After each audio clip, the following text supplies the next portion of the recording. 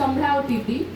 એ સંભળાવતા અંદરથી એમ પરમાત્માનો સાચો પરિચય મળ્યો કે આ કોણ છે, ભગવાન હાઈએસ્ટ ઓથોરિટી એ અહીંયા જ્ઞાન આપી રહ્યા છે, એ સંભળાઈ રહ્યા છે, એ મને રિયલાઇઝ થયું. પછી ત્યાં બેચારીસ સેન્ટર છે જ્યાં મેં ગીતા દીદી અને શીતલ દીદી, ઈલા દીદી, હેતલ દીદી, ચારે જે દીદી એમની મને પાલના મળી, કેમ કે ભગવાનની નજર આપણા ઉપર પડે એટલે તરત જ કહેવાય કે બહેનો દ્વારા પણ આપણને એવી સરસ પાલના મળે. તો હું એવા સમાજમાંથી આવું છું જે સમાજની અંદર બંધન છે, મર્યાદાઓ છે, જે દીકરીઓ ઘરની બહાર નીકળી ના શકે. તો એ સમય એવા સમાજમાંથી હું આવું છું. તો પરમાત્માની ડ્રામાની અંદર એવો પાર્ટ કે મારા પપ્પાને પણ જ્ઞાનમાં ચાલતા થઈ ગયા.